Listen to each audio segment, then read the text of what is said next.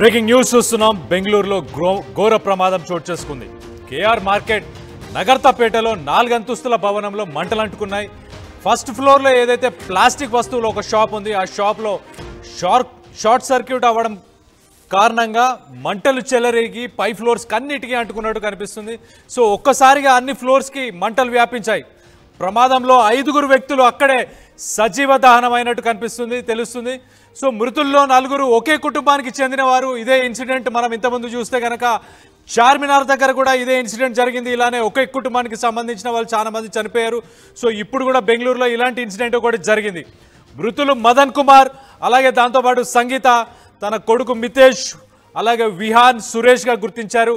So 6 fire ఇంజన్లతో మంటల్లో ఆపే ప్రయత్నం చేశారు ఫైర్ సిబ్బంది. కానీ ఘటనా స్థలం ఏదైతే సంబంధించి ఉందో అది చిన్న వీధి, ఒక నేరో లేన్ అని చెప్పుకోవాలి. ఆ నేరో లేన్స్ ఉండడం వల్ల వాళ్ళకు కొంత ఇబ్బంది కలిగినట్టు కూడా తెలుస్తుంది. ఆ చుట్టుపక్కల పరిసర ప్రాంతాల్లో ఏవైతే బిల్డింగ్స్ ఉన్నాయో ఆ బిల్డింగ్స్ మీద నుంచి పైప్ లైన్స్ వేసుకుంటూ వెళ్ళి అగ్నిమాపక సిబ్బంది ఎవరైతే ఉన్నారో ఆ సిబ్బంది వాళ్ళు కొంచెం కష్టపడి అయినా దాన్ని మొత్తానికి మంటలు ఆర్పే ప్రయత్నం అయితే చేసినట్టు తెలుస్తుంది. ఘటనా స్థలానికి అయితే ప్రస్తుతం అక్కడ హోమ్ మినిస్టర్ దాంతోపాటు డీకే శివకుమార్ ఇద్దరు చేరుకుని దాని తర్వాత వాళ్ళకి 5 లక్షల ఎక్స్గ్రేషియా కూడా అనౌన్స్ చేసినట్టు కూడా తెలుస్తుంది. ఒక్కసారి బెంగళూరులో అయితే విషాద ఛాయలు నెలకొన్నాయి.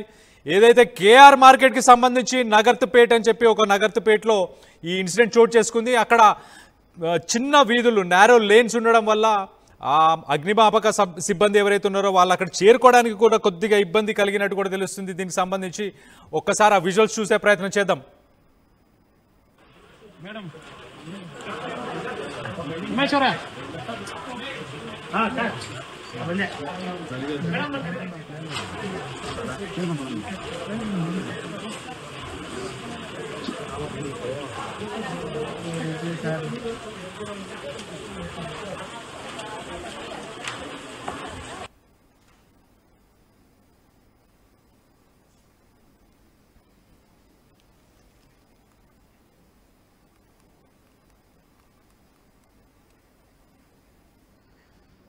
రైట్, అక్కడ హోంశాఖ మంత్రి అలాగే దాంతోపాటు డీకే శివకుమార్ వీరిద్దరు ఘటనా స్థలానికి చేరుకున్నారు. అక్కడ పరిస్థితి ఏంటి అనేది అక్కడ అధికారులతో కూడా మాట్లాడి తెలుసుకునే ప్రయత్నం చేశారు. మనం విజువల్స్లో చాలా క్లియర్గా చూసాం. చాలా నేరో లేన్స్ ఉన్నాయి, చిన్న వీధులు ఉన్నాయి. అక్కడ ఫైర్ ఇంజన్స్ కూడా వెళ్ళలేని పరిస్థితి ఉంది. అలాంటి పరిస్థితి వల్ల ఈ సంఘటన చోటు చేసుకున్నట్టు మనకు తెలుస్తుంది. బెంగళూరులోని కేఆర్ మార్కెట్ నగర్తపేటలో ఈ సంఘటన చోటు చేసుకుంది. దీనికి సంబంధించి మరిన్ని వివరాలు మా ప్రతినిధి శిల్ప ఉంది. శిల్పతో ఒక్కసారి మాట్లాడి తెలుసుకునే ప్రయత్నం చేద్దాం. శిల్ప, చెప్పండి, అసలు ఈ ఇన్సిడెంట్ ఎప్పుడు జరిగింది అండ్ ఇంకెవరైనా ఉన్నారా దీంట్లో? ఎవరైనా హాస్పిటలైజ్ చేశారా?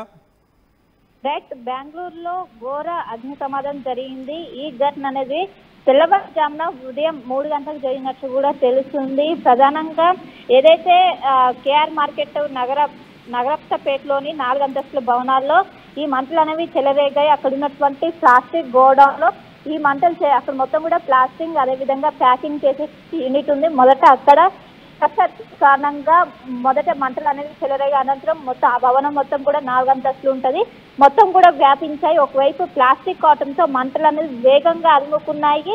ఆ సమయంలోనే దాదాపు చాలా మంది అందులో ఇరుక్కుపోయినట్లు కూడా తెలుస్తుంది. దాన్ని తప్పించుకోవడానికి చాలా మంది ఒకవైపు టెర్రస్ ఎక్కి కింది దూకడానికి ప్రయత్నించారు, చాలా మంది కూడా చేశారు. అది మొత్తం కూడా ఒకవైపు ఫైర్ ఇంజన్స్ కావచ్చు, మా రెస్క్యూ టీం వెళ్ళలేని విధంగా అక్కడ మొత్తం కూడా చిన్న రోడ్లు, ఫైర్ సేఫ్టీ ఫైర్ సేఫ్టీ సంబంధించినటువంటి మెజర్మెంట్స్ కూడా ఎక్కడ కూడా ఫాలో అవ్వలేదు. ఒకవేళ ఫైర్ సేఫ్టీ కనుక ఫాలో అయి ఉంటే వాళ్ళందరూ కూడా బతికి బయటపడదు. దాదాపు 5 సజీవ దహనమయ్యారు. చాలా మంది కూడా ఒకవైపు హాస్పిటల్ చికిత్స పొందినట్టు కూడా తెలుస్తుంది. ఇంకా మృతుల సంఖ్య పెరిగే అవకాశాలు ఉన్నట్లు కూడా అక్కడ ఉన్నటువంటి అధికారులు తెలుస్తున్నారు. కేవలం షార్ట్ సర్క్యూట్ కారణంగా వేగంగా అలుముకున్న తెల్లవారుజామున కావడంతో అందరూ కూడా నిద్ర ఉన్నట్టు కూడా తెలుస్తుంది.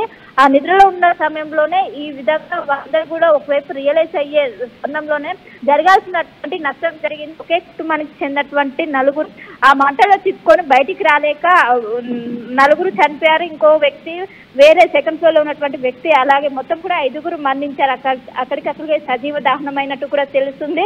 ఇప్పటికే ఘటనా స్థలాన్ని అటు డీకే శివకుమార్ కూడా అక్కడ ఉన్నటువంటి పరిశీలించి అక్కడ ఉన్నటువంటి అధికారులను ఆరా తీశారు. దీని గల కారణాలు షార్ట్ సర్క్యూట్ అని ఇంకేమైనా ఉద్దేశపూర్వకంగా ఎవరైనా చేశారని కూడా అడిగి తెలుసుకున్నట్లు కూడా తెలుస్తుంది. దీంతో వెంటనే ఫైర్ ఇంజన్స్ అక్కడికి చేరుకున్నప్పటికీ రెస్క్యూ టీం లోపలికి వెళ్ళడానికి చాలా సమయం పట్టింది. ఎక్కడ కూడా ఒకవైపు ఎగ్జిట్ అనేది క్లియర్ గా లేదు, ఎగ్జిట్ ఎంట్రీ అనేది ఒకటే పాయింట్ అవడం వల్ల వాళ్ళు పోవడానికి కూడా వీలు కాలేదు. పక్కన ఉన్నటువంటి మొత్తం కూడా ఇరుకు గదులు అవడంతో ఆ ఫైర్ ఇంజన్ కూడా రావడానికి కూడా రాకపోవడంతో ఇంత పెద్ద మొత్తంలో ఇది వాటిల్లిందంటూ అక్కడ ఉన్నటువంటి అధికారులు చెప్తున్నారు.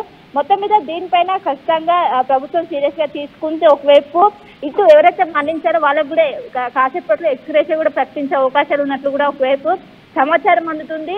ఇప్పటికే అక్కడికి ఫైర్ ఇంజన్ దాదాపు 200 మంది రెస్క్యూ టీం అక్కడికి చేరుకొని వాటిని మొత్తం కూడా చేసే ప్రయత్నం చేశారు. మొత్తం మీద దాదాపు 5 గంటలు శ్రమించిన అనంతరం మంటలు అదుపులోకి వచ్చాక చాలా మంది అక్కడికి 5గురు మరణించారు. చాలా మంది కూడా గాయాలైన వాళ్ళందరూ కూడా స్థానిక హాస్పిటల్కి తరలించి ప్రస్తుతం అయితే చికిత్స అందిస్తున్నారు. దీనికి ప్రధానంగా అయితే షార్ట్ సర్క్యూట్ ఏదైతే ప్లాస్టిక్ ప్యాకింగ్ యూనిట్ ఉంటుందో అందులో మొదట మంటలు చెలరేగా అనంతరం ఆ బిల్డింగ్ మొత్తం కూడా వ్యాపించడంతోనే ఈ ఘటన జరిగిందంటూ కూడా అక్కడ ఉన్నటువంటి యాజమాన్య పోలీసులు చెప్పినట్లయితే ప్రస్తుతం సమాచారం అందుతుంది. Right Shilpa, thanks for the update. మనం చూస్తే కనుక బెంగళూరులో ఘోర అగ్ని ప్రమాదం చోటు చేసుకుంది. ఇక్కడ చార్మినార్లో ఒకసారి ఏదైతే ఇన్సిడెంట్ జరిగిందో సేమ్ అదే తరహాలో ఈ ఇన్సిడెంట్ జరిగింది. ఆ ఇంట్లో ఉన్న 4గురు, దాంతోపాటు ఆ నేబర్ ఒక ఆయన, మొత్తం 5గురు సజీవ దహనం అయిపోయారు. సెకండ్ ఫ్లోర్లో ఏదైతే ప్లాస్టిక్స్కి సంబంధించి ఒక షాప్ ఉండడం, ఆ షాప్లో షార్ట్ సర్క్యూట్ జరిగింది. ఆ షార్ట్ సర్క్యూట్ జరిగిన తర్వాత ఆ మంటలు వేగంగా పైన 3 ఫ్లోర్లకు మొత్తం పూర్తిగా ఆ 4 ఫ్లోర్లనే మంటల్లో నిండిపోయాయి. ఒక పక్కన మనం చూస్తే కనుక ఆ వీధులు ఏవైతే ఉన్నాయో ఆ వీధులని ఒక రకంగా కోటిని తలపించేలాగా ఒక చిన్న నేరో లేన్స్ ఉన్నాయి. ఆ నేరో లేన్స్లోకి ఫైర్ ఇంజన్లు వెళ్ళలేక కొంచెం టైం పట్టింది. దానివల్ల ప్రాణ నష్టం కూడా జరిగినట్టు కూడా తెలుస్తుంది. అధికారులు ఇప్పటికే సేఫ్టీ నార్మ్స్, సేఫ్టీ మెజర్స్ తీసుకోకుండా ఈ కన్స్ట్రక్షన్ చేసిన వాళ్ళపై కూడా చర్యలు తీసుకోవాలని చెప్పేసి వాళ్ళు కూడా చెప్పుకొచ్చారు. సో ఈ సంఘటనలో మొత్తానికైతే 5గురు మరణించారు.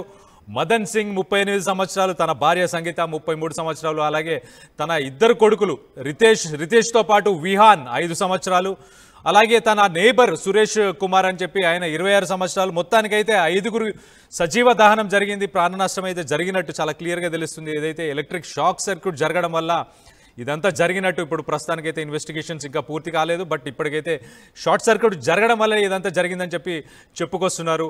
అది ఒక కంజెస్టెడ్ లేన్, ఒక మల్టీ స్టోరీ బిల్డింగ్స్ చూడండి. 2-3 ఫైర్ ఫైటర్స్ కంటే ఎక్కువ మంది అందులో పట్టట్లేదు. అంత చిన్నగా, అంత నేరోగా ఉంది. ఆ వీధులకు అసలు ఫైర్ ఇంజన్ వచ్చే అవకాశం కూడా లేదు. అలాంటి పరిస్థితి ఉంది. సో దానివల్లే ఇంకొంచెం టైం ఎక్కువ పట్టిందని కూడా మనకు తెలుస్తుంది. మొత్తానికైతే 55 మంది ఫైర్ ఫైటర్స్, దాంతోపాటు 8 ఫైర్ ఇంజన్స్ కూడా దీంట్లో పాల్గొన్నాయి. అక్కడ హోమ్ మినిస్టర్ పరమేశ్వర, అలాగే దాంతోపాటు డిప్యూటీ సీఎం శివకుమార్ వీళ్ళిద్దరూ సైట్కి విజిట్ చేశారు. ఆ సంఘటన స్థలానికి విజిట్